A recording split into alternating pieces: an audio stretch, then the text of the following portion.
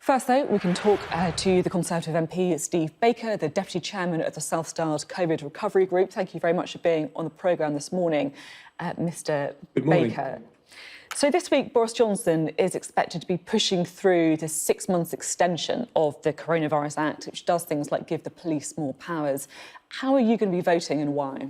Well, I expect to vote against, but the thing is, with so many vulnerable people now vaccinated and record progress being made, people will be right to ask why the government is still seeking to hang on to these powers. To put it in context, under Schedule 21 of the Act, there's been a 100% record of unlawful prosecutions, 246 people unlawfully prosecuted. The Act makes provision to, for example, postpone elections, but we're not postponing elections this year. So the government does need to answer why, as so many people are vaccinated, they're not relaxing restrictions in line with that data.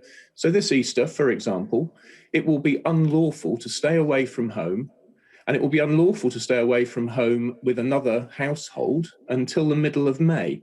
So we need to be really careful here that the police don't end up in another invidious position where they're enforcing laws we've put in place to the surprise of politicians who then seem to feign shock that the public have been, for example, turned around on our motorways and sent home with a big fine. You're talking there about the politicians feigning shock about the actions of the police. I mean, people would also be thinking about the Sarah Everard vigil.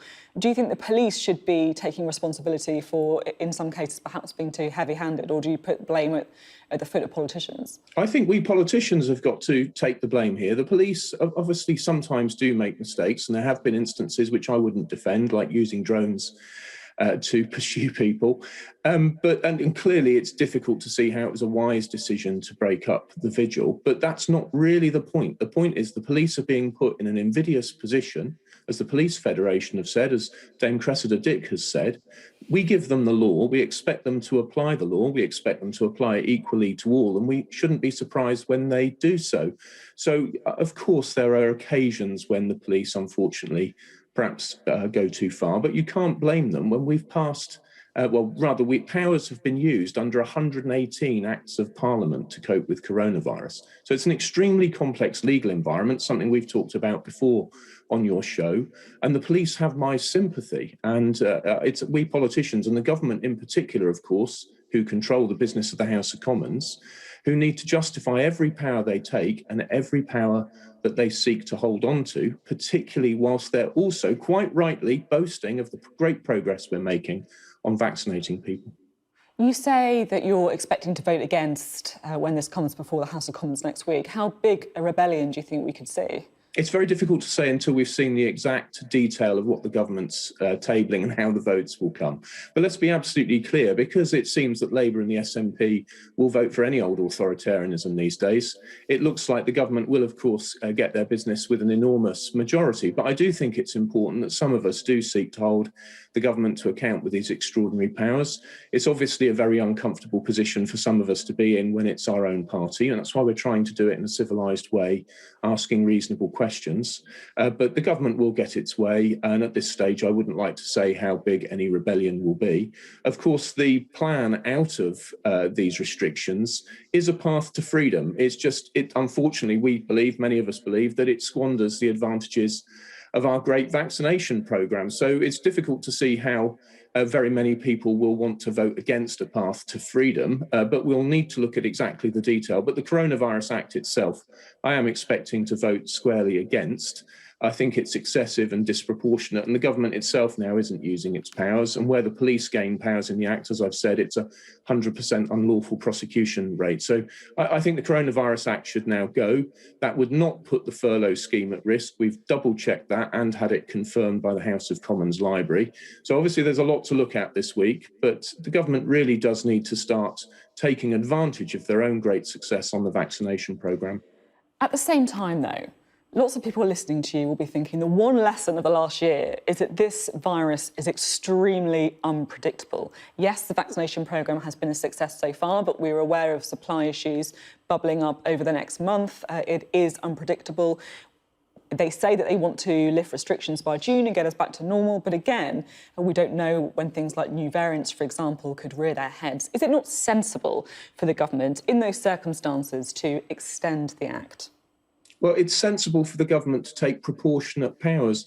Remember, the Civil Contingencies Act has far greater provision for scrutiny by Parliament when extraordinary powers are taken.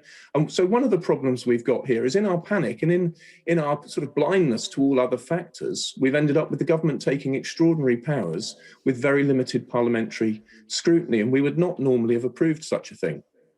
So really what I'm saying is to the government, they really should now start looking at dramatically reducing the range of powers that they have, making sure that the law is clear to the public and that the government has taken responsibility for that law so that the police aren't in an invidious position. But yes, of course, this is a tricky situation, but the chief medical officers have been very clear with us that the vaccines are expected to still protect people from hospitalisation and death, even with the variants. You know, that is a subject over which we've gone many times.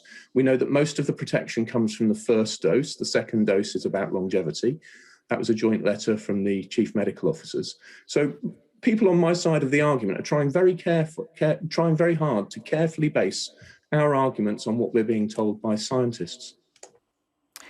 There's a bit of a live debate among MPs and among everyone really about holidays, about whether summer holidays should be permitted to try and open up the travel industry, or if actually, because our vaccination programme may be speeding along while others is a bit more sluggish, it would be more sensible to press the pause button on overseas travel. What's your position? I think with overseas travel, there's a very good case to look at it and say that actually, because of the situation in other countries, the government's got to take a very careful view. But what an extraordinary situation it is that you can't leave the country freely.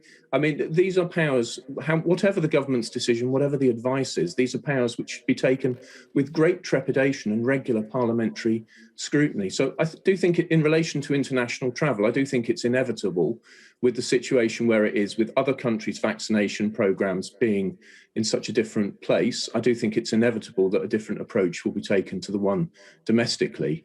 But I think we've got to be sensible and proportionate on all sides of this argument.